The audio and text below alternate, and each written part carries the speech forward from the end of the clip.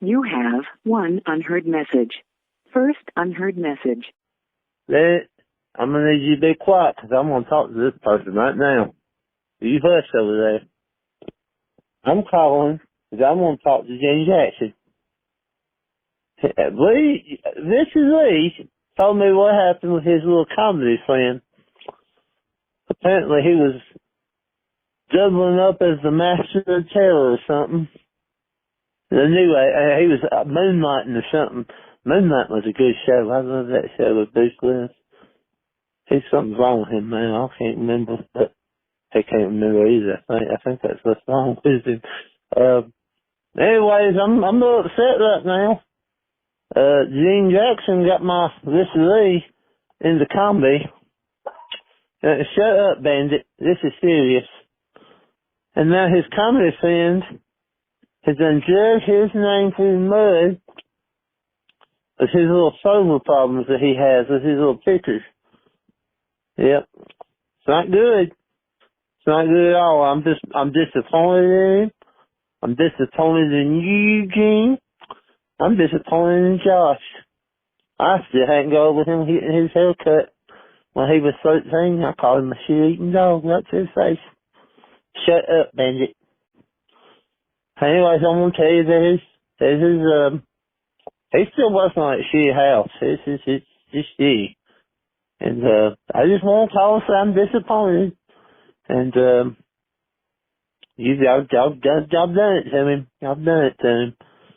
I'm going to make him get out of my house, too. He's going to probably been looking at some videos, and even though they're illegal, he's probably going to get caught up in it, too, just because he knows him. And that's all y'all's fault.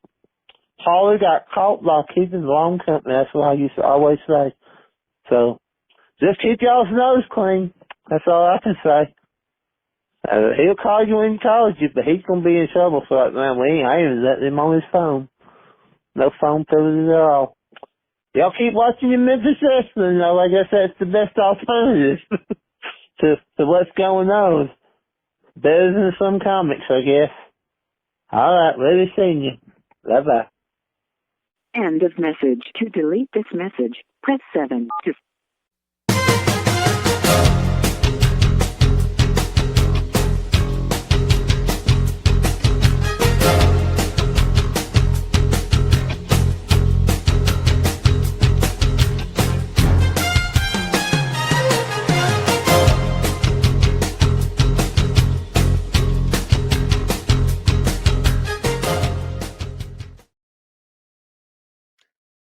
Hey everybody, welcome back once again to the Retro Wrestling Review USWA podcast, coming to you from the Retro Wrestling Archive here in tolerable Gadsden, Alabama.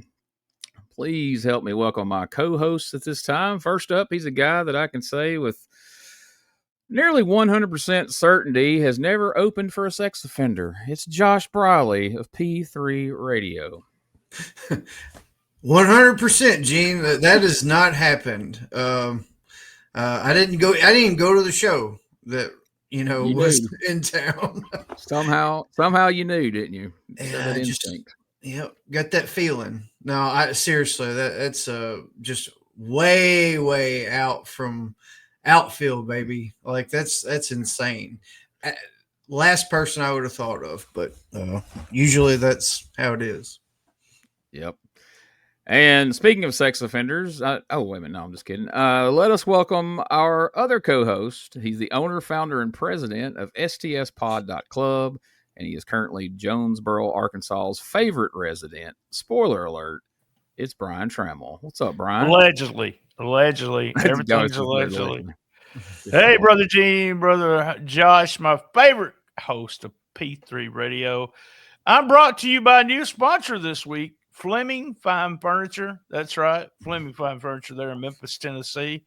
Whatever happened to all them kids he had is what I want to know. How's everything going with you guys? Tired. There you go. I'm not, because I'm still unemployed. So, yeah. Hey. I'm ready to go.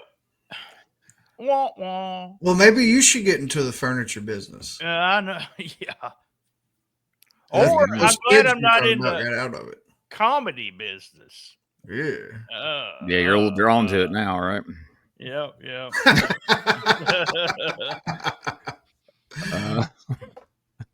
I don't even know what that Master means. Terror Comedy All-Star Tour or something. Can we say Richard got not married? Get it? Yeah, if you want to hear more about that voicemail that we had at the beginning of the show, what it's about and everything, check out our Patreon this week, the Hot Mics episode. We're going to touch on that, so to speak. No pun intended. Anyway, I feel like we just need to just move past all that and go on and get to the show this week. The February 23rd, 1991 episode of USWA Championship Wrestling. And I said we'll talk about this on Patreon. I think we'll touch on this here real quick. Most of these shows we're watching what I've got on YouTube, which is stuff I had traded for in the past and different things.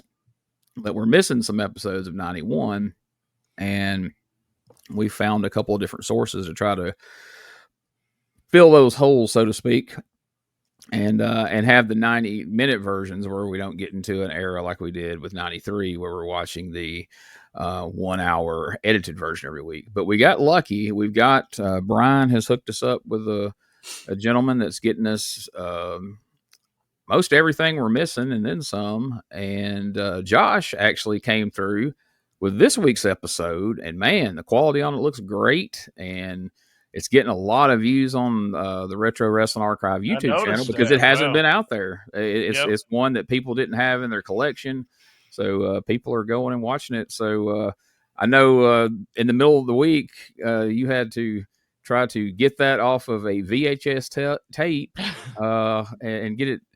What do you say? Digitized is how they call that, or whatever you refer to as uploading it. How did that process go for you? Well, it was a little nerve-wracking because when I actually found the tape, probably, I don't know, a month and a half ago, whenever it was, I was texting with you as I had found it.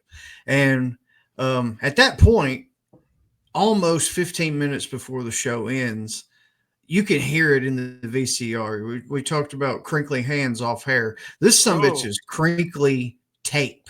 Like something happened, it got stuck at some point, and the tape was just, looked like somebody took it and mashed it up.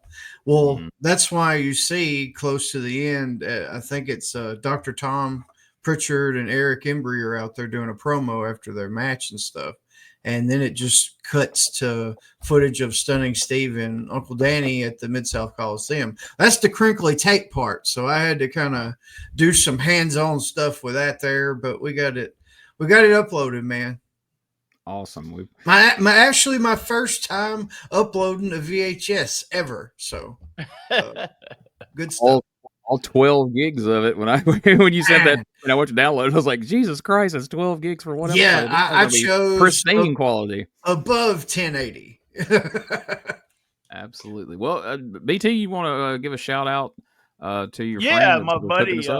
It's really weird. We talked about this before we got started, but my buddy Rick Davies looks like he has most of the episodes 90-minute versions for rest of the year. Looks like we'll have next week's show after we sit and talk for a few minutes if it comes through.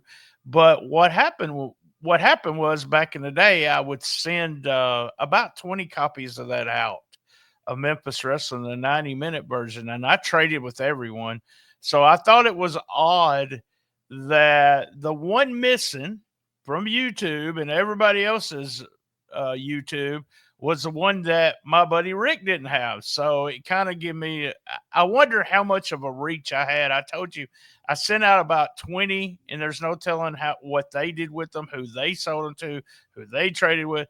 So but that show didn't exist. So maybe, I don't know, maybe I didn't record it that week or the tape messed up or something. So it's kind of weird for me to be part of the, I don't know, of the bootleg tape business and be part of the reason why the show's not on YouTube. It's really funny. Well, the one guy you mentioned that you sent it to, that guy, there's no telling how many people got it from him because he was like the tape supplier back in the day. amongst people, or at least John McAdam. Yeah, he had a huge McAdam list. was selling it to everybody, and so he got it. There's a story that Tony Khan actually tells where he said he always got Memphis Wrestling for John McAdam, and I was like, wait, John got it from me. So really, Tony Khan. So I'm the reason Tony Khan's into wrestling. So. I'm sorry, folks. I hope a certain someone finds that out. Maybe he'll quit making references to you every freaking day on his Twitter like a goddamn loser, but not likely. So this show kicks off once again. We've got Michael St. John in the house with Dave Brown, even though in that screenshot he doesn't look overly thrilled to be here, but I think it's just the time of the picture was clicked there. But in this tape, we go straight to Eric Embry and Dr. Tom out here talking about the big news, the real news that Dave and Michael St. John aren't talking about. And that's the fact that Jerry Lawler and Eddie Gilbert have formed an alliance to fight off the Texans.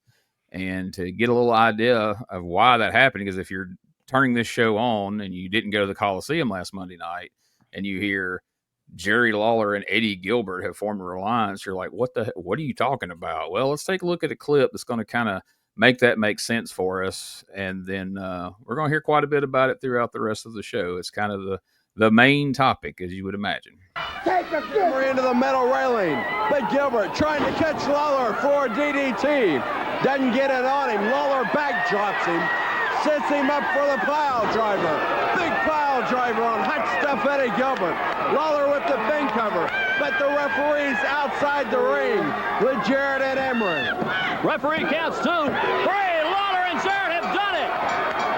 Lawler put Eddie Gilbert away with the pile driver. Lawler's favorite maneuver.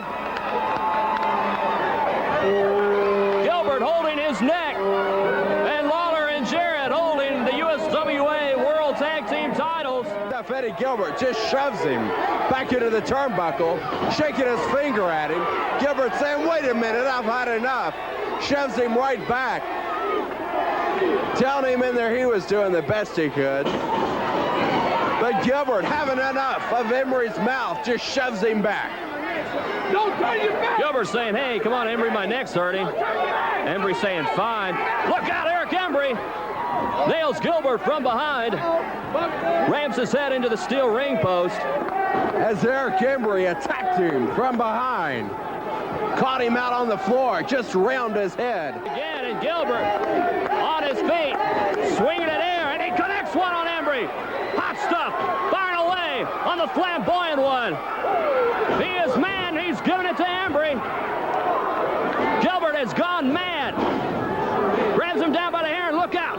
Dr. Tom Prichard, another Texan, right in on Gilbert. Lawler at ringside. Goes after Embry's leg, catches a hold of him, fires him into the metal railing around the ring. Tom Prichard in on top of Lawler.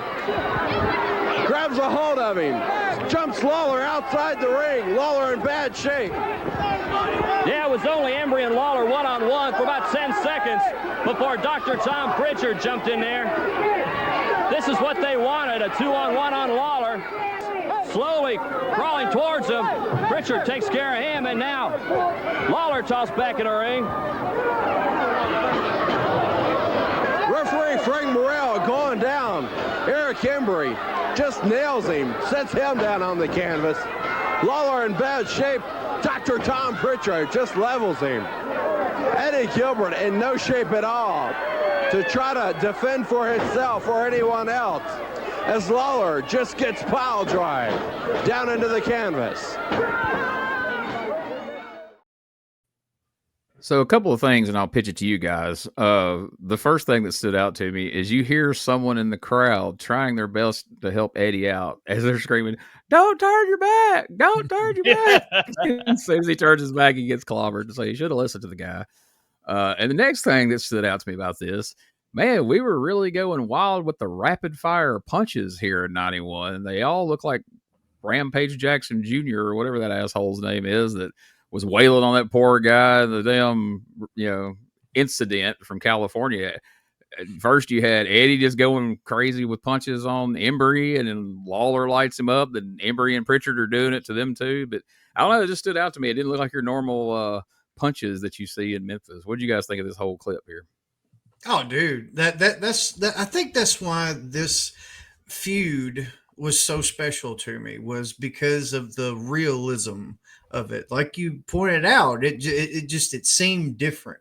It seemed a little bit more brutal, like there was a lot more emotion behind it.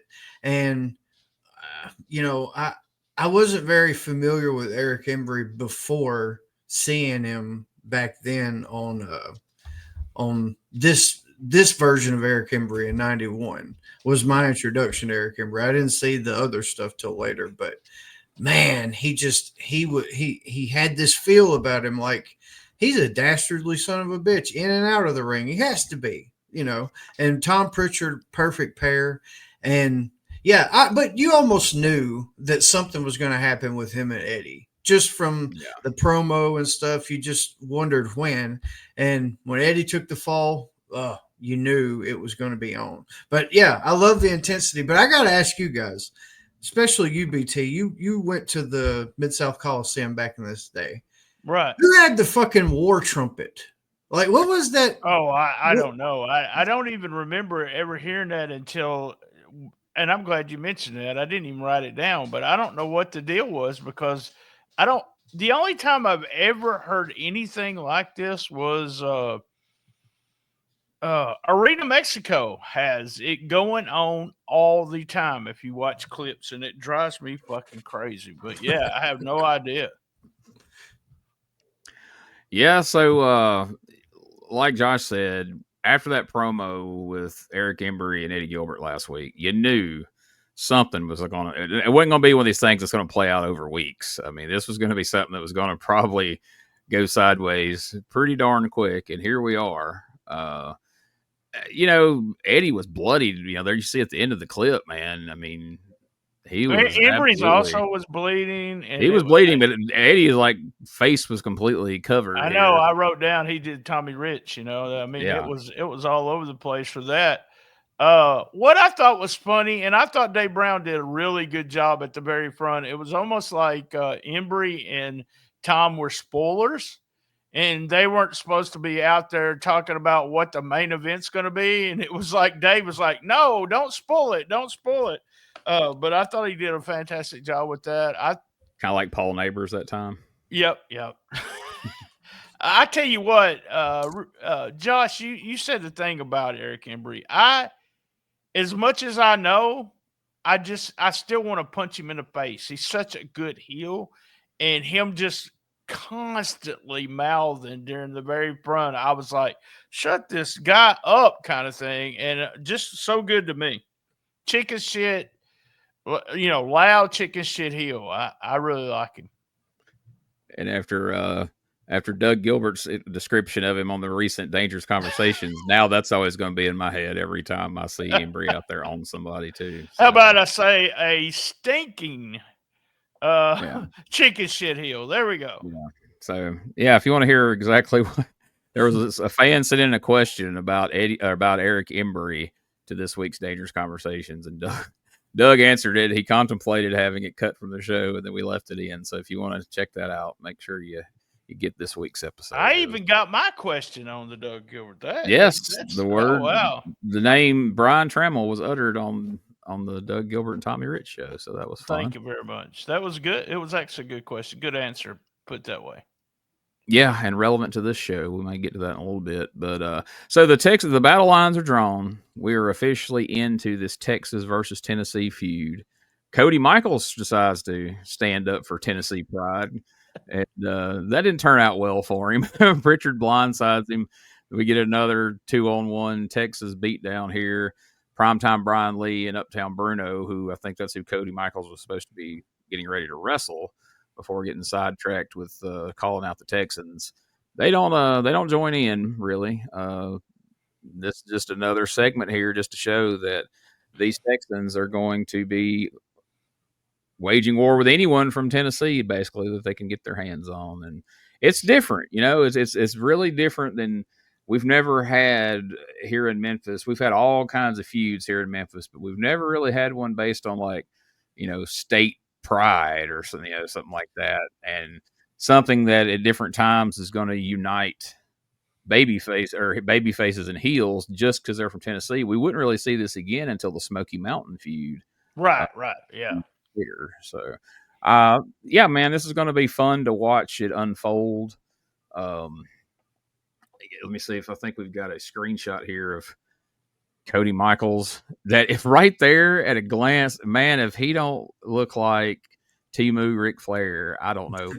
I mean, everything about him right there just looks like. He looks like that guy that did Ric Flair on the Von Erich movie. Yeah, I don't know. He looks more like Ric Flair than the guy in the Von Erich movie. This is like if he should have been on Young Rock doing Ric Flair with this look right here. But anyway, next up we see one of BT's favorites, Sergeant O'Reilly, against another one of BT's favorites, Jeff Jarrett, and they had a nice little match. That was a dream match for me, guys. That's what I was thinking as soon as I seen him in the ring. And I got to see the backdrop, too. Like, thank God Josh found this video for us, or BT would have never known this match existed. And so it's pretty interesting because afterwards, we find out that we've got, Steve Austin challenging for the Southern Heavyweight title via that win over Uncle Danny. And Jarrett cuts like this heartfelt promo, putting over Dundee and putting over, JC Ice baby ends up coming out to interrupt, and Jarrett tries to reason with him, and he puts over Dundee, and he puts over that everything Jamie has is thanks to the wrestling business and his family and everything, and Jarrett's telling Jamie that he's just not only disgracing his legacy but his family's legacy. He's disgracing wrestling. Dundee comes out and tries to talk some sense into him, and Jamie is insisting to everyone who calls him Jamie, he will let them know very quickly that I'm JC, the Ice Baby, which is just funny. So here's a look at what he's wearing this week. He's got that same polka dot jumper on or whatever, but now he's got a purple vest over it. So Bill's got a mullet from hell. Holy crap, that's an amazing mullet right there.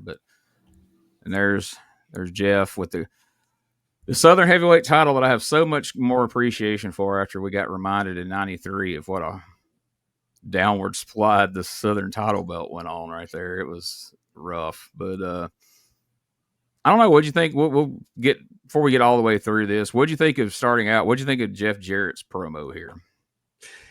I liked it because it was kind of like, he's not involved in the situation really, but he's like trying to inflate it, which goes back to our main focuses here is Jamie Dundee and everything surrounding that, and Texas versus Tennessee. So I like it. They're even bringing in other people. WWE or F used to do that really good, and other places too. But that kind of puts a stamp on it. You get Jeff kind of trying to plead for Bill. Hey, you need to change your mind. And it felt real, because he really knows about all this shit. He probably known Jamie since before he could go to school, so like there's that element of it. And then Jamie stays out there running his mouth, and then Bill comes out, and it feels so real, and like Jamie is such a little bastard. He's such the stereotypical know-it-all teenager. You can't tell me nothing. I'm on my own now. That's so relatable with me, especially. I love it. I thought that was one of Jarrett's best up to date here. I mean, he, like you said, and I think it's because he was just telling a real story and trying to bring you into what was going on with this whole thing with Jamie and Bill. And, you're disappointing. You're not only disappointing Bill, you're disappointing the whole business. Jamie is just so good on the microphone. It's just, I mean, I knew he was, but it's just scary that he grew up around the business. You could tell he's been, talking trash to a bunch of people probably backstage and just having a fun time as a kid. And now he's been able to do it right there on television. But just he's like the most valuable player when it comes to stuff like that for me. He had to be hell on those teachers in school. Oh, God, cutting promos like this as a teenager this early. I ain't coming in Thursday. I gotta be at a spot show tomorrow. I can hear it. Sitting in class wearing his Gumby outfit. I'm wrestling Frank Morrell on Thursday night. The thing that gets me about this, for one thing, it's kind of ironic that Jamie would go on to be a part of the Jerry Springer show, because each week these segments have felt like a future episode of the Jerry Springer show. The rebellion of the rebellion of the child, and then somebody's accusing the dad of child abuse, and we know that's not necessarily true. But the thing that really stands out to me about it, and either it was really affecting him in some way, or else Jamie's just a hell of an actor. But like last week when Bill was out here kind of going through things, and when Jeff was saying all these things about his relationship with his father and all that, as it's being said, Jamie's looking out the floor. He's kind of, it's like he's feeling it. And in your mind, as you're watching, you're thinking, okay, Jeff's getting through to him. He's fixing to, Jamie's going to be like, no, man, you're right. And that's how he's reacting. You feel that's where it's going. And then he lets loose with, I'm JC Ice, baby. I don't need, and you're like, oh shit, he got me again 2 weeks in a row. So I don't know. Either the words as he hears kind of affects him, but he knows what he's got to say, or else Jamie's just a hell of an actor. But like you guys said, man, to be this good at promos this early in the game is pretty unheard of. I don't know that you can name many second generation people. I mean, Jeff's just now getting around in 91 to really be able to cut effective promos. You go back and watch some early Jeff Jarrett promos. They weren't like this, so kudos to Jamie. And later on, he still stumbles a little bit. He really, gets to me, Jeff's promos started getting, because they were scripted, I guess, in the sense that when he turned into Double J. And I think that's when he,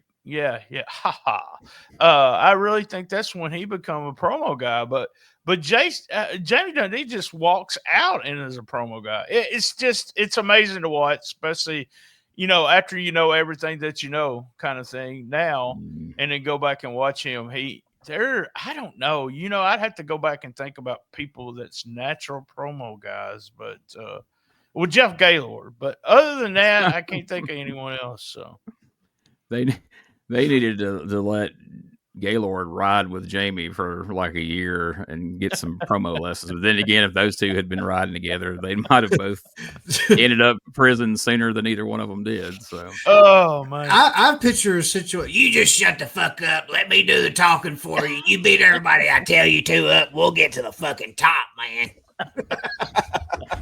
I don't know why we were saying that, because he wasn't even around them, but I'm picturing from the back seat. But Mr. Ice, baby, don't. What about me? Poor Mike Anthony wasn't even around, but that's every time I think of Gaylord now, I associate him with those Mike Anthony promos, unfortunately. But so we see the whole card pretty early in the show, earlier than we typically do, but we're going to do like we normally do. We'll wait and go over that at the end. But it's revealed in there that we have now officially signed a tag team match. This absolute last thing in the world any of us would have thought a week or two ago would have ever happened. We're going to see Dr. Tom Prichard and Eric Embry taking on the King, Jerry Lawler, and his tag team partner, Hot Stuff Eddie Gilbert.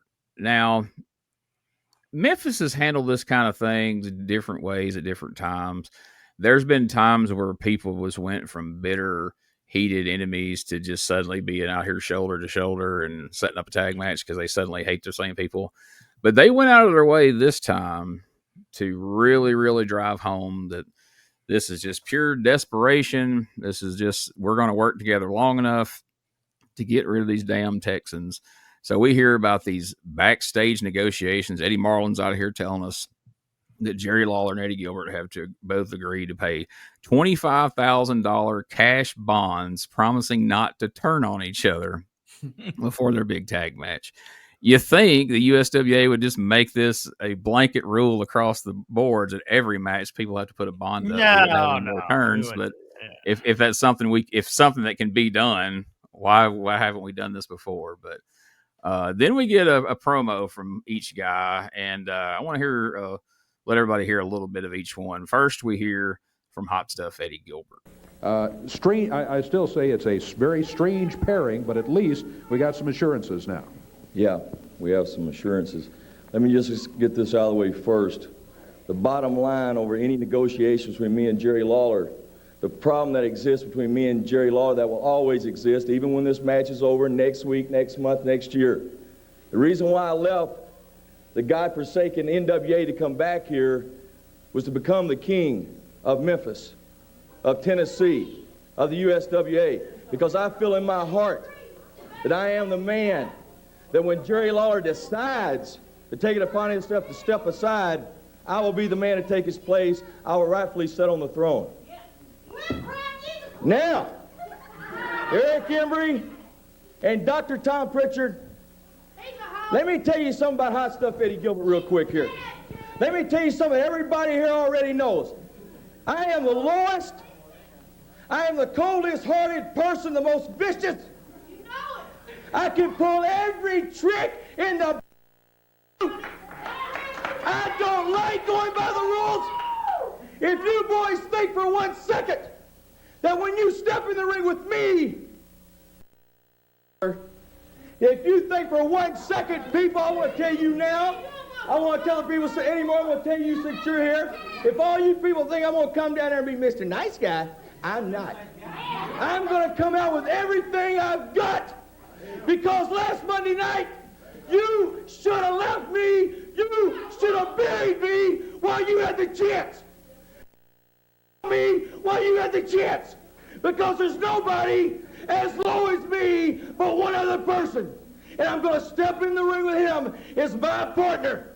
And Jerry Lawler, I want to tell you this. If you do just half to those guys what you've done to me, we'll never have to worry about them anymore. And then me and you can settle our little spat over the crowns and cherry. So, for some reason, I don't know if it's in the original tape or just the way it downloaded, but there's a couple of dips in the audio that implies that Eddie Gilbert, when you're listening, it seems like it made it seem like Eddie Gilbert's out there cussing on live TV, but that wasn't. Yeah. It was just an audio thing. The other thing that stood out to me about that, it had to be really hard for these guys not to react when these people would yell stuff out in the studio. It's dead silent. And one person will yell out one thing, which, Lawler didn't ignore one, here a while back. He actually reacted to the person about his blow-up doll or whatever the fuck he said. But there's a moment right there you almost expected Eddie to be like, to acknowledge him, but he didn't. I love the Eddie Gilbert promos where he starts out just in his normal speaking voice, and it escalates and escalates. We get a couple of real comments in there about he left the godforsaken NWA to come back here because whenever Jerry Lawler just finally decides to leave, he's going to take his throne. And that was Eddie's intention all along in reality. And I think that's why things eventually kind of go off the rails, because he starts to realize Lawler's not going to be leaving Memphis anytime soon. And so speaking of that, let's hear what Lawler has to say. But first, what did you guys think of the Eddie Gilbert portion of the promo? Man, I like that, because usually as a fan, it's normal whenever one heel turns on the other, that's an automatic. You've been knighted. You're a good guy now. That's just how it's been formula-wise. This isn't like that. This is, like we were talking about, the Tennessee, Texas thing potentially is like no other situation before, because it's going to branch out with good guys drafting bad guys and, trying to just fight the battle. We got to come together to kill these people. Not, well, you know what I mean. But so it's so different, and he still has the heel Eddie Gilbert promo, and he's out there, and it's, usually you'll have the Band-Aid or bandage or something on the forehead from the wounds from the Monday before, but his face is cut up. I mean, just visually, this is so perfect. It's like he has been in a war. And he is so good with making you feel his intensity on his promos. It was just one of the better promos we've seen in a long, long time. I liked it too. Big, huge Eddie Gilbert fan, Jerry Lawler fan too at the time, and I always liked the way he comes in. Gene, you said it first, but he kind of comes in and out of character. I guess that's the best way of putting it. He starts out with his shoot voice. And then goes into and I'm going to mention something if you have it with Lawler, but there's that whiny voice that he has that Lawler puts it down. Go ahead after you play the Lawler one, I'll comment more about that. But that promo is so Jerry Lawler, y'all. It is so, you can tell he is such a fan of Jerry Lawler. So I loved it. One thing both those guys do that I always thought was really key, because to me as a viewer, it was always off-putting when somebody grabs the mic and they're just screaming right out of the gate. They're 0 to 100, But Lawler and Eddie both would draw you in with the, this talking in a regular tone. You're listening to what's he saying here, and then when they ramp up by the end, they've pulled you into that, and you're feeling that intensity. But to me, when somebody's right at the gate, I'm just kind of like, let's settle down, So that was something they both were a master at. But to DT's point, he got it from Lawler, as he did a lot of things. But let's check out what the King had to say about this tag team. I want to say, first of all, and I want everybody to understand this, everybody that's here and everybody that's watching this right now, just the sound of Eddie Gilbert's voice, that little squeaking voice, makes me sick to my stomach. Do you understand that? I don't like Eddie Gilbert. I will never like Eddie Gilbert. Always, every time I get up in the morning and I feel this little twinge in my right hip here, I remember the day that I was standing out in this parking lot and Eddie Gilbert and his little sissy brother got behind the wheel of a car and tried to run me down flat into the ground. I remember that, Eddie Gilbert. So you're right when you stand out here and say that you are the lowest of the low lifes. And you're right when you say that you will do absolutely anything to anybody. I believe it. Because like you said, brother, I've been on the other end of it. And Eddie Gilbert, I want you to know, and Eddie Marlin, and all of the wrestling fans and everybody that's watching this, that you're right about another thing. It ain't over between me and you. Because one of these days, I'll make you realize, Eddie Gilbert, that this right here belongs on only one person around here. And you're looking at him right now. So this week, when we step in that ring, Eric Embry and Tom Prichard, you boys are real proud of the fact that you're from Texas. Well, you better bring you a big Texas flag, and you better wave it around before that match is over, because when I get through with you, and I don't really care what Eddie Gilbert does, if he helps me or not, I'm telling you that I'm from Memphis, Tennessee, and I'm man enough to kick Eric Embry and Tom Prichard's butts both by myself. So, boys, when we get through with this match, you bring that big flag, and I'm going to personally leave you both laying flat on your backs, and I'm going to drape that flag over you. And when I get through, I'm going to put this crown on my head, and I'm going to look up, and I'm going to say, that's what Tennessee does to Texas. All right, BT, we'll let you pick back up on what your thoughts on the Lawler. Where he talks about the whiny voice, he just can't stand the whiny voice. If you'll go back and listen to Monday Night Raw, the Jerry Lawler on Monday Night Raw, that's the voice. Yeah. Lawler does that voice all the time. He does the whiny voice, about the puppies. Just go back, listen, and then listen to this promo from Eddie Gilbert, and you'll go, damn, yeah. Well, this is exactly the same thing. So, yeah. Another thing you got to look at here, I'm glad he mentioned in the promo about the car, getting hit with the car, because that's something that really stood out in people's minds. So he had to address that. And you have to address the fact that while Eddie Gilbert's teaming with Jerry Lawler on this same card as Dad and Brothers Wrestling, Jeff Jarrett and Eddie Marlin. So you have to kind of establish Gilbert still a heel to keep them on the same side of the fence too, where you don't put them at odds just by association. So I thought it was also neat that they mentioned the USWA title. That now let me make sure I got this right. They mentioned that Eddie was a contender for Jeff's title, and Lawler was going to be a contender for the world title, right? Right. Yeah. So there's something that happens. Yeah, I think there's something that happens the next week with all that. So. And Jarrett and Lawler are the tag champs. Right. Yep.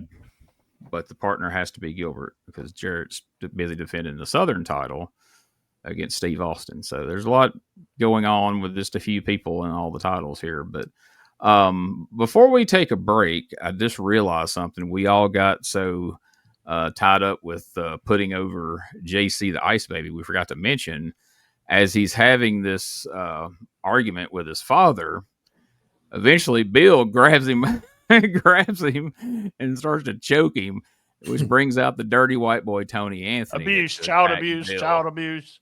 Exactly. So we're Tony Anthony established last week he does not support child abuse, and he proved it this week by coming to the aid of Jamie and attacking Bill Dundee out here, which will come into play later on. But it just hit me once I was during this promo. I was like, oh shit, we totally forgot the dirty white boy aspect of this. So there's that. But right now, let's take our first podcast commercial break, and then we'll be right back with two of BT's favorites, the U.S. males.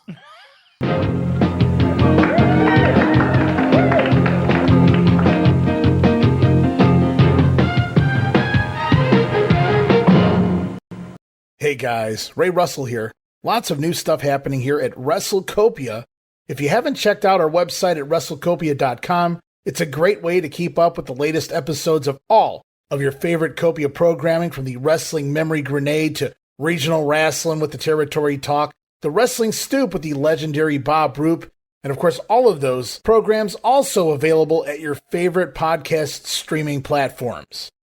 And if you want to stay up to date with everything going on in the Copia world, all the latest news, random thoughts, fun videos, pictures, and more, make sure to join the more than 33,000 followers over at Facebook.com/Wrestling Grenade. Don't be left out. And last but definitely not least, it's what keeps the entire machine going. I'm talking about Patreon.com/WrestleCopia.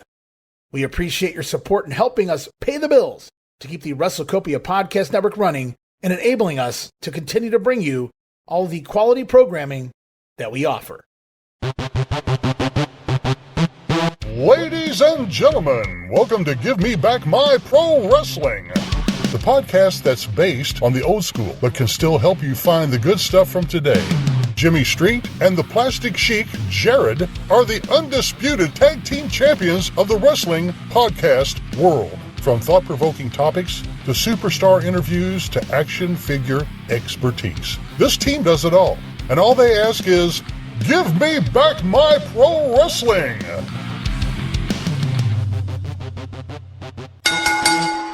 Every other Thursday, wherever you listen to podcasts. All right, guys, we're coming up on the next match on the show. We've got the U.S. males, Curtis Thompson and Chris Walker, taking on someone who really is your favorite, or one of your favorites, BT, Keith Eric and the Scorpion.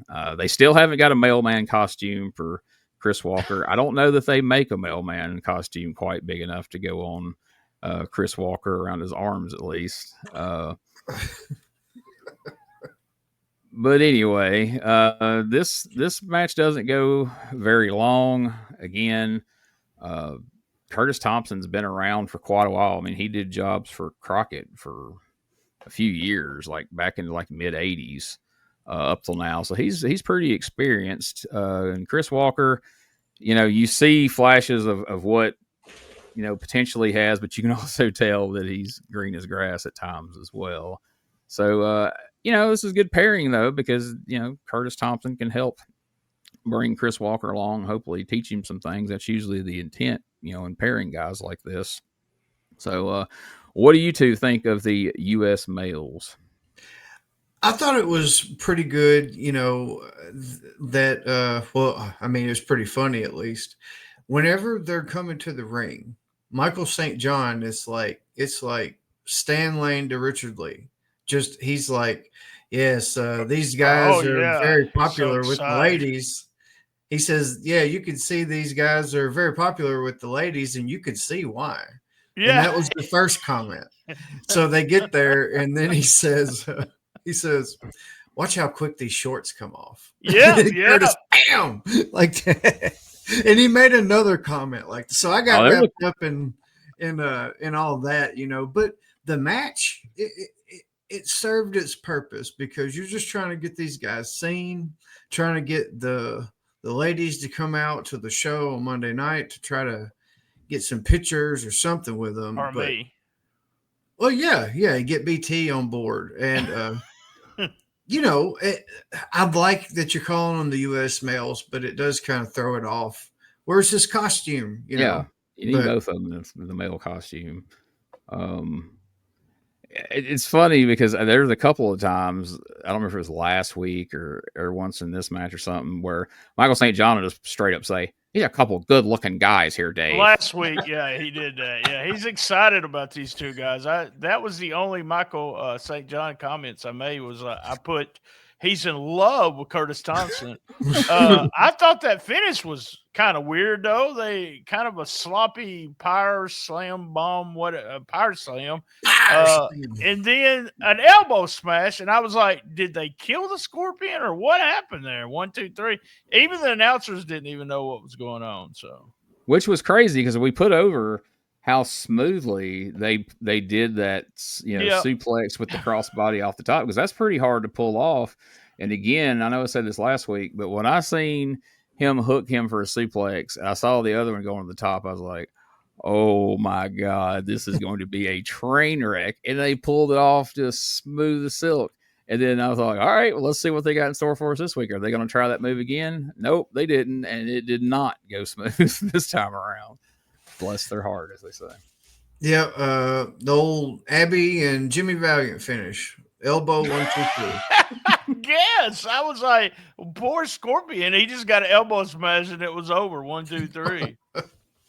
I don't know. I feel like they asked those guys, like, hey, can we get you up for a suplex long enough for me to come off the crossbody? And Scorpion's like, fuck no. Keith Eric be like, I'd rather not. He said, no, I love the way Keith Eric sells just the wrist. He moves his legs and his whole body when someone's got his wrist. I'm like, what the hell are you doing, Keith? But I actually like it, so it's pretty awesome. So next up, Bill Dundee is out here. He's still outraged over what took place earlier that we just mentioned. We can go back and take a look at it here. There's Bill's grabbed him by the collar. Child abuse. Look at Dave's face. Dave's like, oh no, child abuse on WMC. This is gonna get... But here comes Dirty White Boy. The enemy of child abuse has made his way out here. Can you imagine, though, like if that's the consequence dads and moms had to face if they abused their children, was Dirty White Boy comes to your house and beats your fucking back? That would be great. Hello? Who is it? Dirty White Boy. Yes. I ain't called no Dirty White Boy over here. Looks like Wu-Tang, Dirty White Boy is for the children. That's right. That's right. Maybe make North Carolina soon if he hears what happened. But good God, North Carolina. Woo. It's been rough. Something in that water. Something in that water, North Carolina, y'all. So Dundee lays down the challenge to the Dirty White Boy, and this is just perfect with that line that Dirty White Boy said last week, and then now him coming out and attacking Bill and getting in the middle of this thing with his son. We've got a personal feud just like that, and I'm a big fan of both of those guys, so I'm looking forward to watching it play out, quite honestly. Well, shout out to Dundee and Lawler also because they support the troops. So I just want you to know that. And Lawler put over that T-shirt shop so that you could go get your T-shirt that someone gave him. So, yeah, man, he is good at just throwing that stuff in. They had a personal appearance too, right? Yeah, I clipped it out. I don't remember where. It was like Blockbuster Video somewhere. Yeah, it was Blockbuster. Yeah, they had a personal appearance in Blockbuster. I was like, oh, God. That's always been like growing up one of my favorites, especially the 90-minute version because they leave that in. They clip all that shit from the hour. And I guess that's why he would break it into the whole promo about the match. And he would have to go from, hey, I'm going to come down there and I'm going to beat your Texans asses. And then I'm coming down to Blockbuster Video this afternoon about 3 o'clock. We're going to have some softball tickets and we're going to have some signed autographs. Come on out. It's going to be a great, Like, he would always have to switch gears. Or he had to come out 2 times, at least 2 times. So a lot of times it was easier to do it in 2 segments. He would do his heated segment. And then he'd come back out for the, hey, here's where we're playing softball. Here's where I'm going to be. He did that a lot last season. We had him doing that all the time. So, yeah. Which I just absolutely love that. I don't know. That's hilarious to me. I realize it's necessary and he's just doing his job. But it was always so funny to me. All the way back to 85, me and Ray Russell was watching one. And he was getting a barbed wire match with Eddie Gilbert, as a matter of fact, over. And Jimmy Hart, and he's just mad as hell, and he storms off, and you go to commercial break, and hey, Lance, I forgot to mention this afternoon we're going to be down in West Memphis playing softball against the local Pizza Inn, and we're going to have some pictures down there. We'll have some tickets to Monday night to Coliseum, where I'm going to murder Eddie Gilbert, and that, so it just turns it on and off at will. That's great. So now the Texans, we heard from them earlier. Now we're going to see them in action. We got Eric Embry and Dr. Tom Prichard against Freezer Thompson and Gary Jackson, no relation. Freezer's, I don't know. He's depending on who he wrestles. It depends on how much offense he gets in. We seen him just get murdered by Gaylord and Brian Lee the one week. The following week, he's out there body slamming Gilbert, Dirty White Boy, everybody in the match. He's looking good. This week, I'm not thinking, as soon as I see this, like, I don't think the Texans is going to give either one of him, Gary or Gary Jackson, very much here. What an odd finish to this, as first of all, I don't think we even talked about it on the show, but last week, Dr. Tom Prichard tried to execute a Tully Blanchard slingshot suplex that went fucking horribly awry. And I thought, we will never see that man try a slingshot suplex as long as he lives. Well, wrong. They do a finish where at the same time as Tom Prichard is slingshot suplexing Gary Jackson, Eric Embry's hitting Freezer with a DDT, and then they pin both men at the same time. But they pulled off the slingshot suplex better this week than he did last week. I don't know. What did you guys think of this match?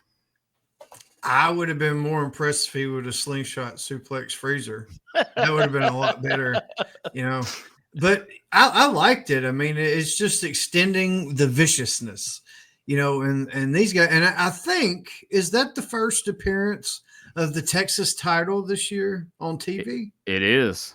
It is. Yeah, they just kind of brought that from Dallas and ESPN. But I like it because, that we see that belt go on for the next at least 2 years, maybe a little longer. It became a part of Brian's wardrobe by 93, or the first half of it. Yep. And, like I said, Freezer Thompson's always good at getting beat up if he has to. And, if he gets some offense, good.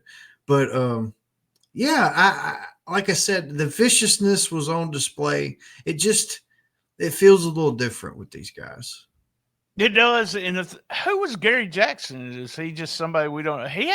He looked like he could have been kind of a Butch Reed type, Ron Simmons type guy. But I was interested to see if he sticks around. I don't remember him, honestly. I don't either. Night Train Jackson. That's not who it would become. Oh, it could be. Yeah, it might be. With the fucking train whistle and right. Oh, well, that could be because he had a good build and everything. He just needs a gimmick. I know. Get him a train whistle. Night Train's and alcohol too, right? I wouldn't know because I never drink alcohol, but I don't partake of those sorts of things. I think it is. I think it's a Mad Dog 2020 type drink. It's Night Train is. Yeah. You think Freezer Thompson's ever had any Mad Dog 2020? Oh, hell yeah. Be disappointed if he hadn't, right? I allegedly drank some with him one time. Yeah. There you go. Well, there you go. That's a great story. All right. So I just made that up, but it still sounded good. Well, you don't.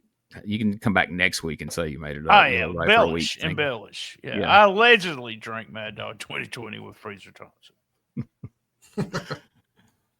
Next up, we hear from Embry and Prichard. They mock Lawler and Gilbert, and they promise that Monday night's going to be a repeat of last week when they laid both the Tennesseans laid out in the ring. They ridiculed Lawler as a has-been. They painted Gilbert as desperate and weak, and full-on Texas pride in this one. And there's a lot of heat going to this tag team match. I'm liking it a lot.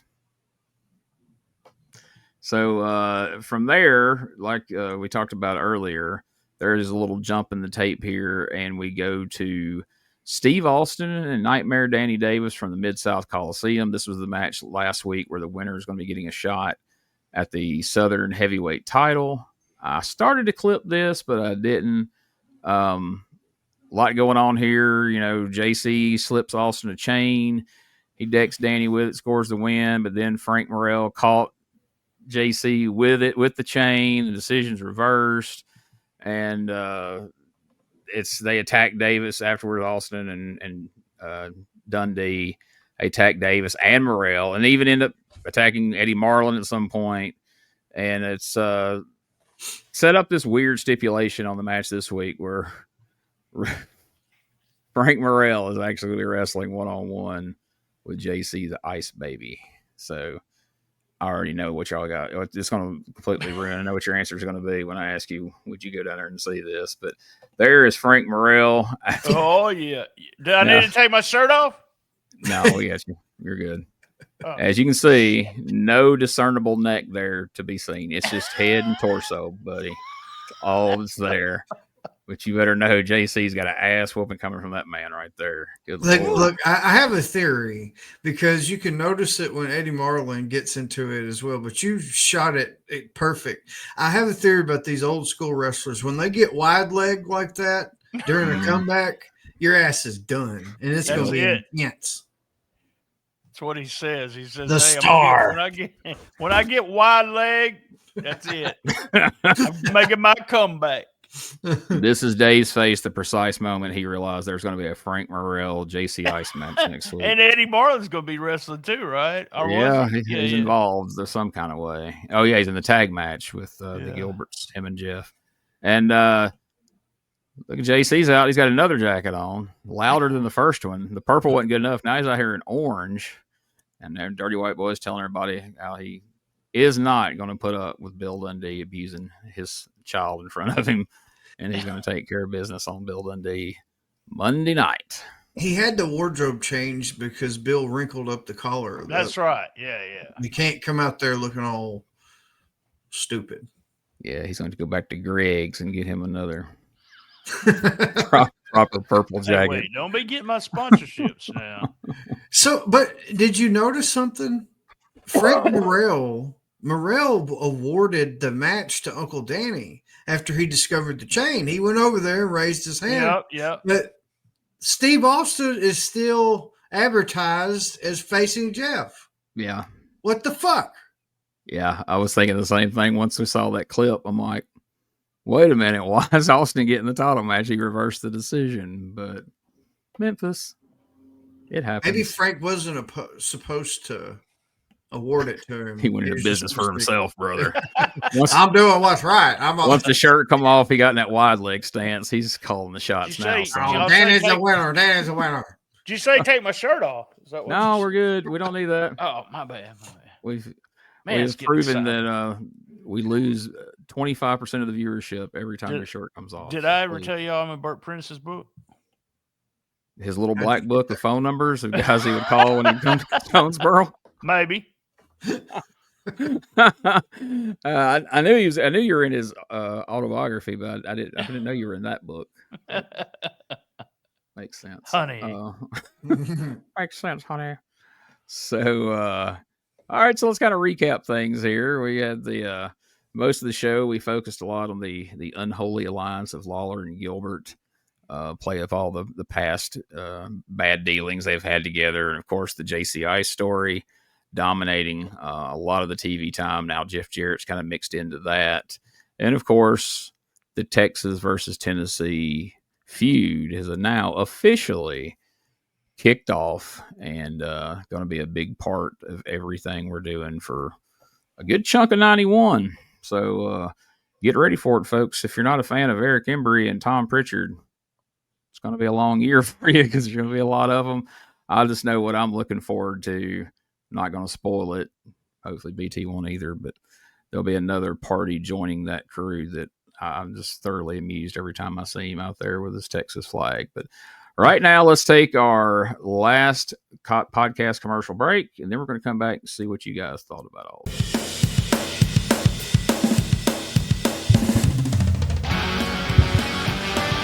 Tired of the same boring wrestling podcast? Need something with attitude, chaos, and maybe just a little cussing? That's stspod.club, and we got it all covered. We've got wrestling weirdness with WTF News Desk, 5-minute time limit, and the Southern Fried Brain of me, BT, stirring the whole ship. We also have rolling into Mempho every week about the current Memphis Wrestling. Interviews, hot takes, and wrestling outrageousness so wild it might get you banned in 12 states. That's right, it's SDSpod.club or search all podcast catchers for Shooting the Shiznit, where wrestling podcasts grow chest hair. Not sure what that meant. Love my mama.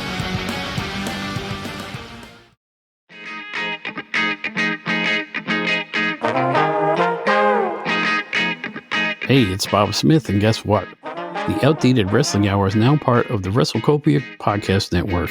But hey, no fear, you're still going to hear the unique guests, comedy, music, authors, journalists, funny people. Who knows who's going to end up on the Outdated Wrestling Hour? Remember, it's all new and all old. So check it out in the WrestleCopia Podcast Network and wherever you get your podcasts. Listen if you know what's good for you. All right, it's that time. I'm going to ask you, first of all, what was your least favorite part of this week's show? I'm struggling, Gene. I really am. I mean, everything kind of made sense, and nothing really was just bad, I guess. I mean, the only thing I didn't like would be maybe that what I said about Uncle Danny getting shafted, you know, where it was supposed to be, he got the match awarded to him, but they're still advertising Steve versus Jeff for the Southern title. But I think moving forward, maybe something else happens. So I don't know, but I don't think this is the end, but it was just kind of threw me off. You figure they could have quick edited or something, but yeah. That's a small complaint. The only thing I could say was, the whole finish with the U.S. males, and that's just being real picky. So these shows have been really good compared to the other years, so the other season.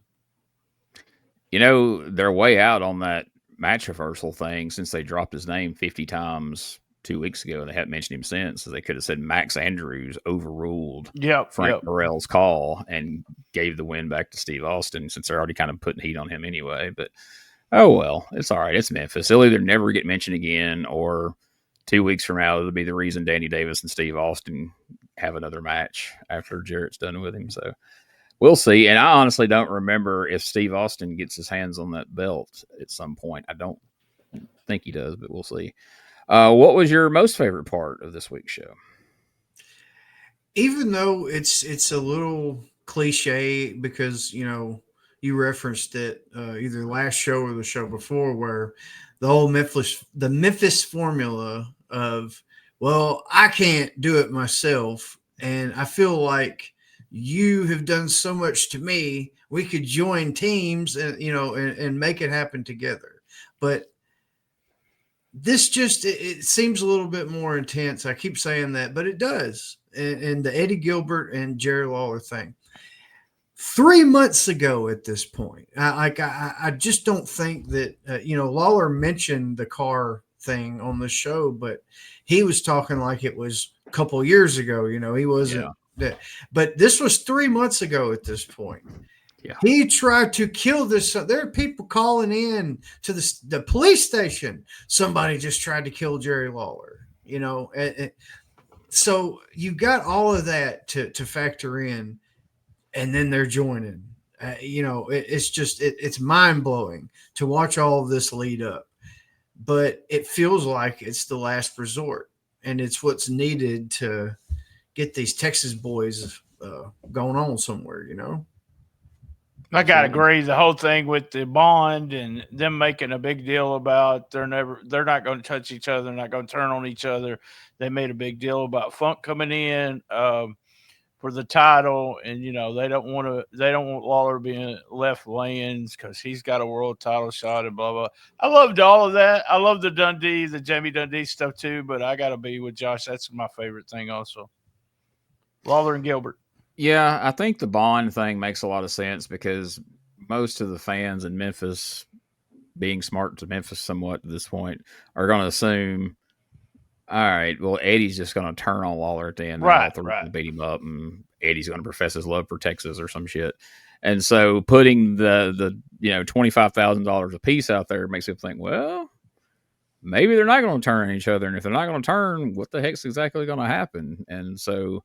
it kind of sparks a little more interest into the match because on the surface, it screams, especially since they were so painfully obvious with last week's promo, it would be real easy to come back and go, oh, yeah, we never had a problem. Is this, we set you up, Lawler, you dummy. We can't believe you, because they've done that time and time again over the years. So it's not unheard of. They would that whole thing was just a triple team Lawler or whatever. So, yeah, I think that's really good that they implemented that. And rolling out of that comes the next obvious question. Would you guys buy a ticket to see this week's show? Did you show the Mid-South Coliseum show card? Oh, I did not, did I?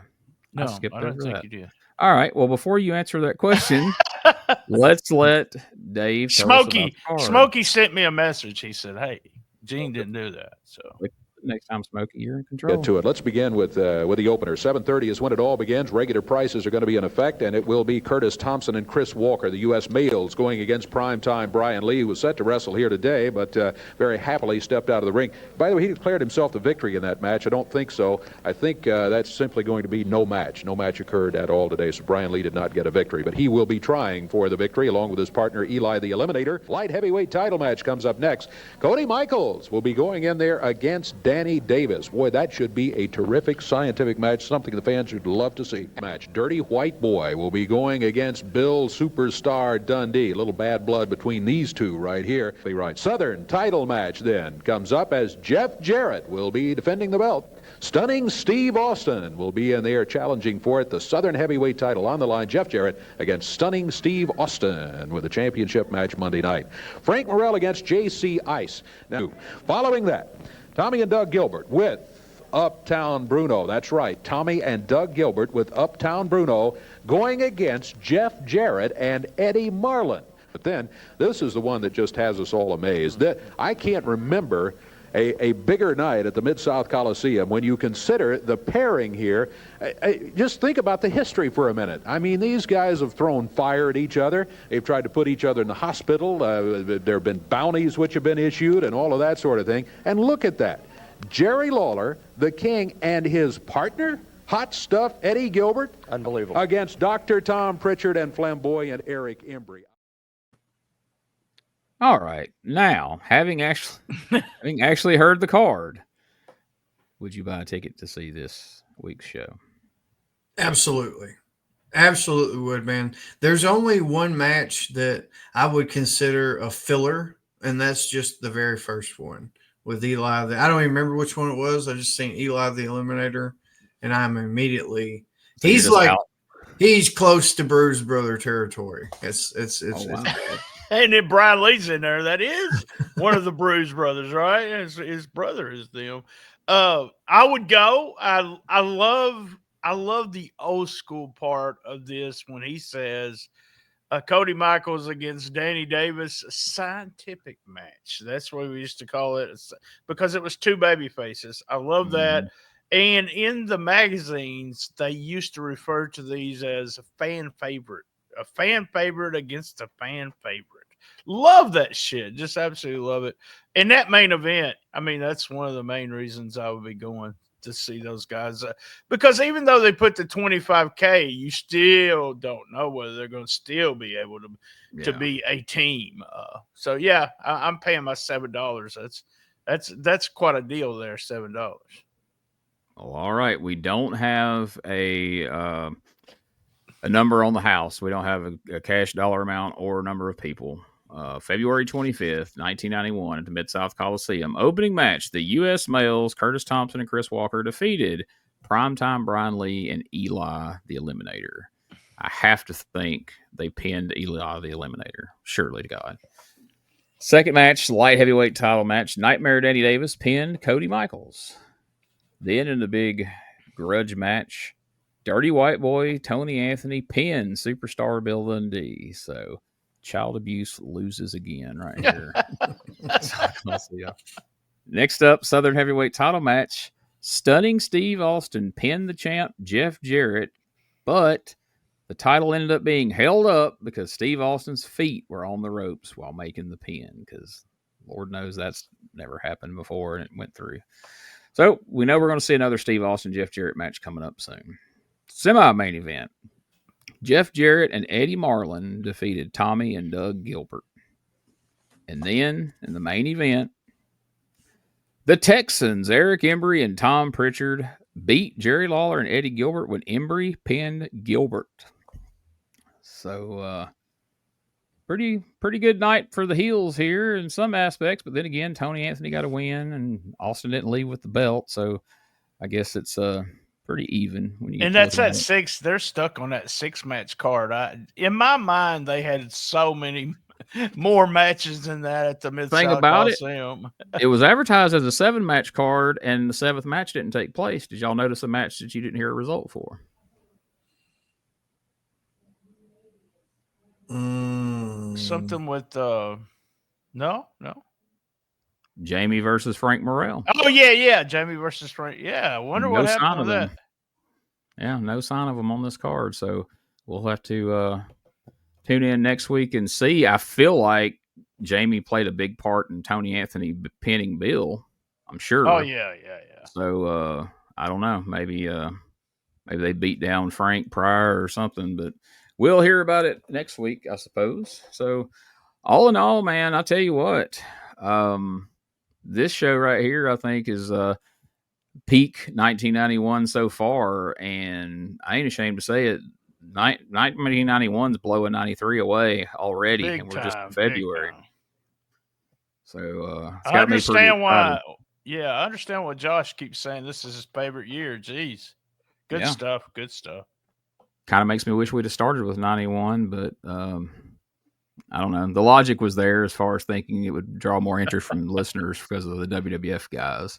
Right. So, and it got us 11,000 followers on Facebook. So we'll see how many more we gain if people start following 91 with us here. And I hope they do, because like I say, I'm looking a lot more forward to watching these matches, these shows each week than I was towards the. Man, I'm gonna tell you what, them last couple of months of 93, I ain't telling y'all nothing. I'm sure it got pretty tough. You know, it was, especially them non-Memphis ones. You know, where it was all chopped up, and then we had to talk about a card that we didn't see half the setup for. Yeah, and it kind of makes you wonder too. Like that was the product that they were like syndicating nationally. You know, in certain places, and it's really. Like, yeah, you know, it was a bumpy road for sure the last couple of months. Absolutely. Well, that covers this episode. One thing I want to mention before I forget, because I'm bad to let things slip my mind.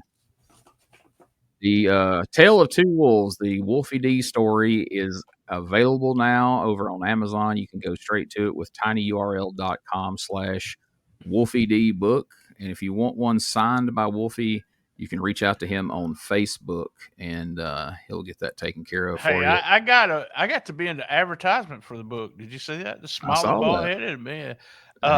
Read the first 36, 40 pages, something like that. Really like it. Really got into it real quick, and interesting story. I told my wife that. Told the wife, that's the, I don't want to say my wife, the wife that, that scene with him and his mom in the kitchen and all that would make a hell of a movie. Yeah. You're just like, oh, this is about a professional wrestler, but there's so much going on in this kid's life at the time that wrestling kind of saved him. And it's the way you look at it is what would Wolfie done if it wouldn't have been for wrestling? So it's a really good story. So, and I got my book. I got my book within 2 days. I did it on Amazon, just regular shipping, and he's having problems getting some of the books to sign. Yeah, you got a book in hand before me or Wolfie. Either one has gotten one. Yeah, so, yeah. Well, I told him the process of that if you pay for the book, they make those first, and then y'all are paying not the full price. So I'm fine with that because last time it was in reverse. Me and Doug were getting books, but none of the people who ordered them were getting books, and that sucked. I bet, half my life at the time as a customer service person in the email apologizing for shit that I had no control over. So, but I'll take that all day long. I really liked it. Yeah, glad to hear it. Yeah, man. Who's next, man? Who's next, Gene? That's up in the air. I don't know. Okay, all right. We may touch on that on Patreon. There's the story there.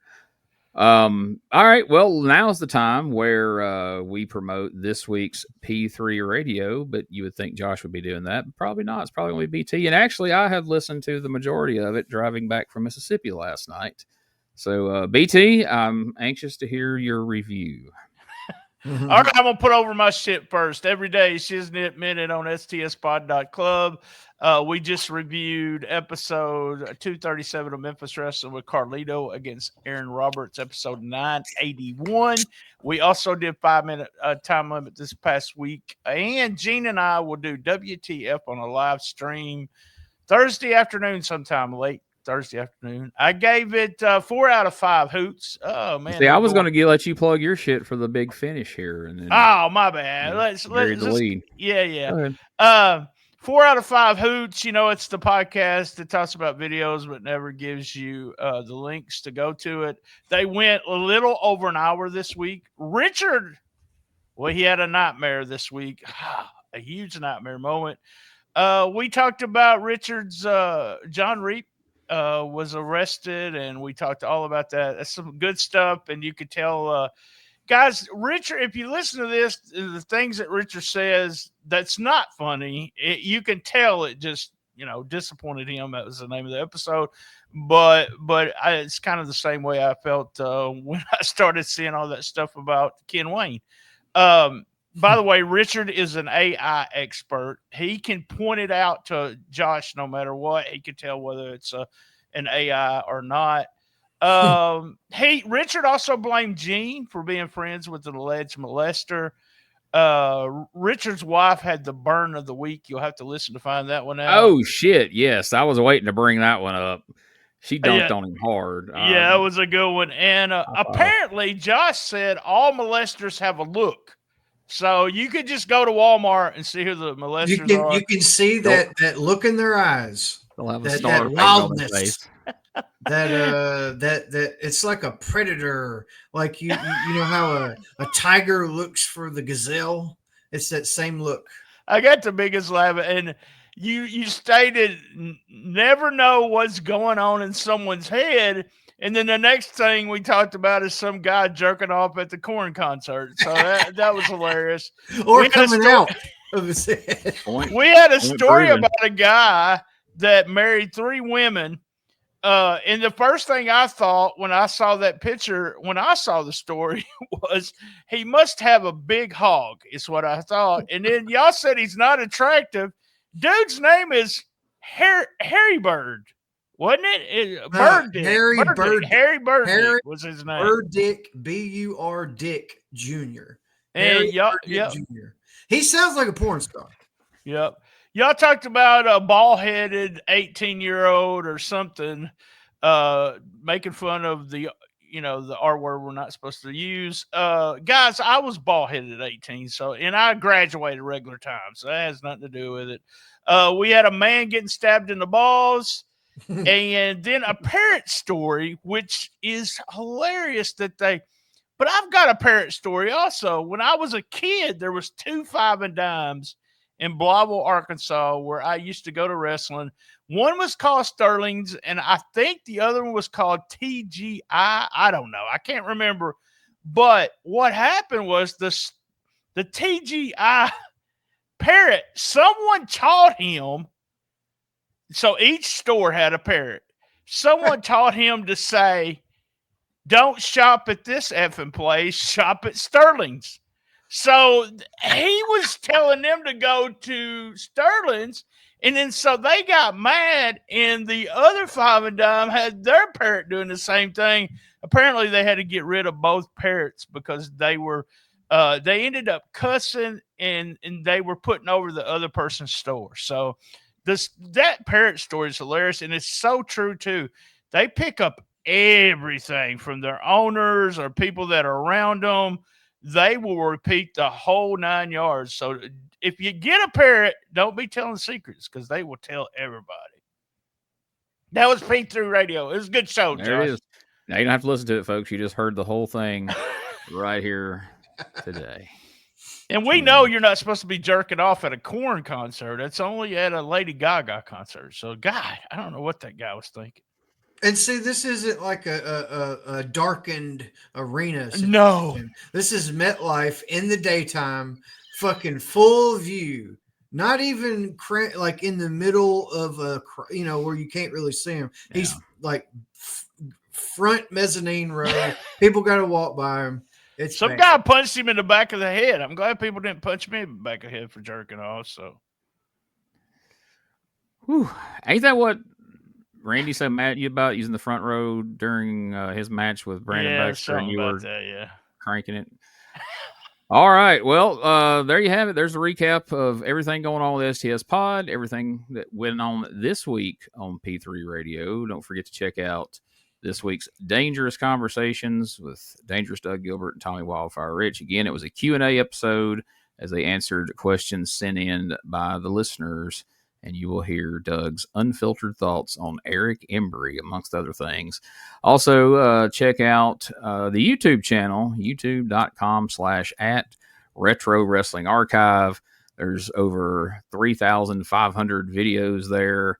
And soon we will have 90-minute versions of just about every episode of USWA from 1991, which will go perfectly with what we're doing here. Looks like we got them all except maybe the last episode of the year. So, yeah. Exciting stuff there. Definitely live with that. So anything you want to know about this show, far as social media, merch, all that stuff, you can go to one convenient link at USWApodcast.com. You can find everything right there. And again, don't forget tinyurl.com/WolfieDbook. Check it out. As Brian said, he has beyond the wrestling stuff. The man has a very, very interesting story from childhood forward. You don't want to miss it. And I guess that's it this week for Retro Wrestling Review USWA Podcast. Join us here again next week for another trip back to 1991 as we see Tennessee waging war with Texas.